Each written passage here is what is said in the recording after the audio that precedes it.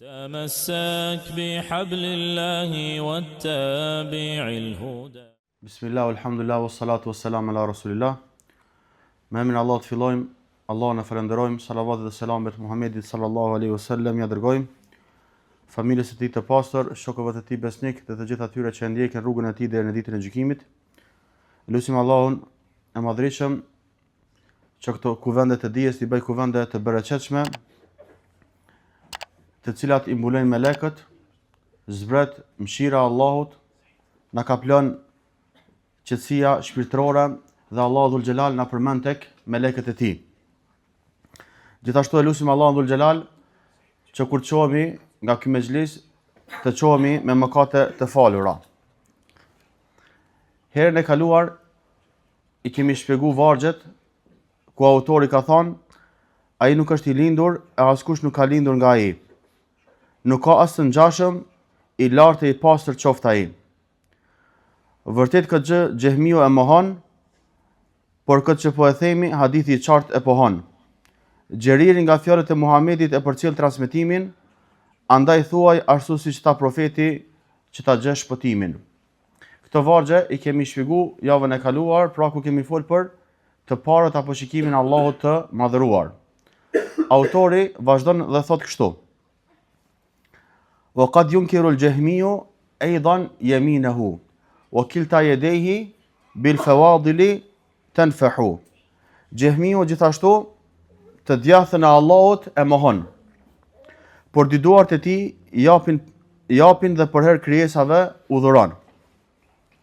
Pra, autori në këtë varg po flet rreth pohimit të dorës si cilësi e Allahut të madhërisëm. Cila temë është tani në renditje nga tema që i kemi marrë në këtë poem të begat? Kush e din? Jo, cila temë? Kemi folë një temë caktuar, dytën, tretën, katërtën. Çfarë kemi folë në fillim? Për kanë më kap? Më kap për litarin e Allahut, pra Kur'anin dhe Sunetin. Kjo është dersi i parë. Apo tema e parë që ka shtjelluar autori, më kap fort për Kur'an dhe Sunet, pra mënyra e argumentimit tek ehlu suneti dhe xhamati. Ku bazohen ata në Kur'an dhe Sunet? Tema e dytë, kemi folë për? Kemi folë për bidatet, apo? E për bidatet kena folë. Po ashtu kemi folë për? Të folurit e Allahut. Pra, Kur'ani është fjala e Allahut, nuk është i krijuar. Kemi folë po ashtu edhe për shikimin e Allahut, ndërsa sot do të flasim për cilësinë e dorës, të cilën ja pohojmë Allahut të madhërisëm. Fjala e autorit, Xehmiu gjithashtu të djathën e Allahut e mohon. Xehmit i mohojnë cilësitë e Allahut, ndër këto cilësi i mohojnë edhe cilësinë e dorës. Cilësitë e Allahut që ndërlidhen me qenjen apo veten e Allahut dhe veprat e tij ndahen në 3 pjesë.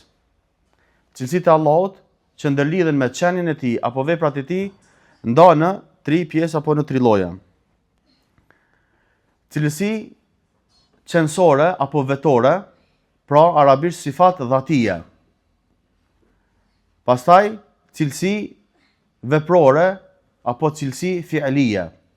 E treta, cilësi edhe qenësore edhe veprore njëkohësisht. Ti marrim një nga një. Lloji i parë, cilësi qenësore apo sifat dhatie. Këto janë ato cilësi të cilat janë të pandashme nga Allahu subhanahu wa taala. Si për shembull, 2 duart, shikimi, dëgjimi, këmba, fytyra e të tjera cilësi të cilat ja pohojmë Allahut duke u bazuar në Kur'an dhe në Sunet. Këto janë cilësi dhatie, apo qenësore, apo vetore. Domethënë janë të pandashme nga Allahu. Cilësi vetore, tani i kemi cilësi veprore, sifat fi'lije. Si për shembull, istivaja, lartësimi i Allahut mbi arsh. Pastaj en-nuzul, zbritja e Allahut në qiellin e kësaj bote çdo natë. Pastaj, çka kemi cilësi veprore? e kemi edhe të qeshurin Allahut, hidrimin e tij e kështu me radhë. Pra këto gjana ja pohojmë Allahut ashtu siç takon madhërisë së tij, pa i përngjasu me asgjë tjetër. Lloji i tretë është cilësi qenësore dhe veprore njëkohësisht. Cila cilësi është e tillë? Është cilësia e të folurit. Sa i përket origjinës së cilësisë, pra origjinës së cilësisë, ajo është qenësore. Pra Allahu ka qenë folës dhe do të jetë gjithnjë folës. Ndërkaq sa u përket pjesëve të saj, pra kur Allahu flet me melekëve, u flet profetëve të tij, apo Allahu flet me Kur'anin, themi kjo është cilësi veprore. Në origjinë është cilësi qenësore, kurse pjesët e saj janë veprore. A janë qarta jo? Mirë. Tani këto cilësi veprore të Allahu subhanahu wa taala ndahen në dy lloje. Lloji i parë, cilësi veprore kalimtare dhe cilësi veprore jo kalimtare. Cilësi veprore kalimtare është mëshira e Allahut. Pse? Mëshira e Allahut, cilësia e tij, mirë po kalojnë ato gjurmët e saj edhe tek krijesat e tij. Allahu përmes mëshirës së tij i mëshiron krijesat e tij. E kemi edhe cilësinë e Allahut veprore jo kalimtare. Nuk ka të bëjë domethënë diçka me krijesat. Siç është el ityan edhe el meji. Pra mbërritja dhe ardhja. Pra Allah ku të vjen në ditën e gjykimit për çka? Me gjyku me drejtësi mes robërve të tij. Atëherë cili është dallimi ndërmjet cilësive qenësore dhe cilësive veprore?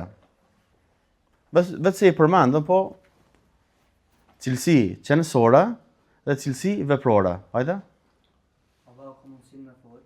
Po? Veprore, edhe që flet nga Kurani, nga pejgamber, është cilësi veprore. Po, veprore është, po. Veprore kur flet. E që e ka në origjinë çdo herë është qenësore. Mirë. Pra cilësitë qenësore janë ato cilësi që nuk ndahen nga Allahu, çdo herë janë me Allahun. Ndërsa cilësi veprore janë ato të cilat i vepron në bazë të dëshirës dhe vullnetit të tij. Mirë. Fjala e autorit, Xehmiu gjithashtu të djathën e Allahut e mohon. Pse po thot Xehmiu gjithashtu të djathën e Allahut e mohon? Sepse më parë ka përmend që Xehmiu e mohon shikimin e Allahut apo të parët e Allahut nga ana e besimtarëve.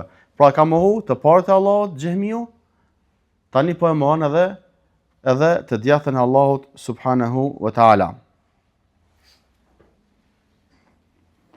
Mirë po, ne ja pohojmë Allahut dy duart e tij, të cilat i ka pohu në Kur'an dhe në sunetin e pejgamberit sallallahu alaihi wasallam. Thot Allahu dhul Jalal, qala ya iblis ma men'aka an tasjuda lima khalaqtu bi yadayya. Allah ju drejtohet iblisit dhe i thot, o iblis, çka të ka pengu ty miron sejdë atij të cilin e kam krijuar vetëm me dy duart e mia. Ku ju ka drejtuar Allahu? Për kanë ka pas fjalën? Për Ademin. Çfarë sejdë ka qenë kjo? Sejdë adhurimit? Sejdë respektit. A lejohet ne të vim sejdë dikujt tani? Jo. Po në shariatin e Muhamedit sallallahu alaihi wasallam, kjo sejdë respektit dhe nderimit është shfuqizu. Pra nuk i bim sejdë respekti askujt. Vetëm ekziston sejdëja e adhurimit të cilin ja kushtojmë Allahut subhanahu wa taala. Pra Allahu po thot, pja po në vetë se i ka dy duar. Atëherë edhe ne ja pohojmë Allahut se i ka dy duar. Çka thënë këta? Është për qëllim fuqia. Grupet e devijuara thonë është për qëllim fuqia. Mirë, Allah i pas ka vetëm dy fuqia. Do të thonë janë kontradiktor në pohimin e tyre. Ne themi se Allahu ka dorë, do të thonë dy duar, ashtu siç takon madhërisë së tij, pa përngjasuar apo pa i përngjasuar duart e Allahut me duart e krijesave. Pyetje, a thuhet se Allahu i lartësuar ka dorë tjetër që është e majta apo nuk thuhet një gjë e tillë? Ka në disa transmetime që pohohet se Allahu ka dorë të majtë. Po shumica e haditheve nuk kanë ardhur me një emërtim të tillë. ose kanë ardhur për 2 duar, ose kanë ardhur dora tjetër, mi po ka një transmetim që ka ardhur edhe, domethënë për e majta. Mirë. Kilta yedehi yemin. Të 2 duart e tij janë të djathta. Ka ardhur transmetim, domethënë tek muslimi. Për këtë arsye, transmetimi ku pohohet e majta për Allahun subhanahu taala, dietarët e kanë cilësuar sikur transmetim shadh. Transmetim shadh. Ky transmetim shadh apo hadith shadh është hadithi që një transmetues i besueshëm e transmeton në kundërshtim me një transmetues më të besueshëm se sa ky. Pra, e transmeton një hadith, mirë po i kundërshton transmetuesit më të besueshëm se sa ky. Atëherë dietarët e kanë konsideruar këtë hadith domethënë shadh të dobët. Mirë po duhet me ditë se kjo ka të bëjë vetëm me emërtim. Edhe nëse ja pohojmë Allahut si emërtim të djathtën, atëherë për Allahun të dyat janë të njëjta në bujari, në dhënie dhe kështu me radhë. Nga se Allahu Dhul Xhelal nuk u përngjan krijesave. Zakonisht tek njerëzit për shembull e majta është më e dobët. Mirë po Allahu nuk i përngjan askujt. Andaj vëllezër të dashur, Ahlus Sunneti dhe Xhamati besojnë se Allahu i ka 2 dur të vërteta me të cilat cilësohet. E këto 2 dur janë qenësore për Allahun e lartësuar. Pra nuk ndahen nga Allahu subhanahu taala. I tillë ka qenë dhe do të jetë për herë. Ashtu siç ka hije Allahu subhanahu taala pa u përngjasuar duarve të krijesave. Edhe diçka vllazni me pas parasysh këtë rregull çdo herë që mos më ra në gabime, edhe kundërshtarët kur na kundërshtojnë, me pas parasysh ne si me u përgjigj. Jo që domethënë ne mësojmë për me dialogu me të tjerët, mirë po ne kemi qartë fen ton, mirë po ja që domethënë në për mexhlisa apo në internet dikush mundet me kundërshtu, atëherë i themi këto fjalë. Tek Ahlus Sunneti është një rregull i pranuar se pohimi i 2 emrave të njëjtë nuk e bën të domosdoshme që realiteti, forma dhe mënyra e tyre të jenë të njëjta. Emrat mund të përputhen në shprehje dhe në kuptimin e përgjithshëm, por realiteti i tyre ndryshon sipas atij që cilësohet me ta. A kuptu diçka jo? Mirë. Emërtimi është i njëjtë. Mirë, por realiteti është i ndryshëm. Për shembull themi Erioni dëgjon. Apo? Mirë, po dëgjon edhe filani, dikush tjetër. A e kanë dëgjimin e njëjtë? Nuk e kanë të njëjtë. Mirë. Filani dëgjon si njeri. Mirë, po dëgjon edhe elefanti. A e kanë të njëjtë? Të dyja quhen dëgjim. Nëse mes 2 njerëzve të njëjtë, dëgjimi është i ndryshëm, apo mes 2 krijesave në këtë rast, njeriu dhe kafshës, dëgjimi dallon nga njëri tjetri, atëherë si të themi se janë të njëjtë dëgjimi, dora, shikimi i krijesës me krijuesin Dhul Xhelal. Themi që nuk ka përngjasim. Pse? Allahu është krijues, ndërsa çdo gjë tjetër është e krijuar. Allahu është i përsosur, ndërsa krijesat janë të mangëta. Allahu është i përjetshëm, ndërsa krijesat janë të përkohshme. Pra, pohimi i emrit nuk nënkupton domosdoshmërisht barazi në realitet. A kuptuat? Pra, pohimi i emrit nuk nënkupton domosdoshmërisht barazi në realitet. Emri është i njëjtë. Dëgjim, por dallon nga krijesa te krijesa. Le mu domethënë krijuesi me krijesën, dora po ashtu e kështu me radhë. Pra përputhja në emër nuk nënkupton përputhja në realitet. Pse themi këtë gjë? Nga se Allah thot në surën Ash-Shura, "Leysa kamithlihi shay'un wa huwa as-sami'ul basir." Asgjë nuk i përngjon Allahut. Ai është gjithë dëgjuesi, gjithë shikuesi. Pra këta kemi na rregull, ajet kuranor, që argumentohemi, asgjë nuk është si Allahu. Po ashtu, rregull tjetër është se ajetet, hadithet i marrim në kuptimin e tyre të dukshëm. ashtu siç i ka thënë Allahu dhe siç i ka thënë pejgamberi sallallahu alaihi wasallam, pa bër interpretime, shëmbëllime, mohim apo gjëra të tjera. Argumentet nga Kurani, Suneti, fjalët e sahabëve, tabiinëve janë të shumta ku pohohet dora si cilësia Allahu subhanahu wa taala. Madje Ibn Kaimi ka thonë se në Kur'an, Sunet, në fjalët e sahabëve, tabiinëve ka më shumë se 100 argumente që e pohojnë një gjë të tillë. Ja ti përmendim disa ajete, hadithe dhe fjalë të dietarëve. Thot Allahu subhanahu wa taala, bel yedahu mabsutatan.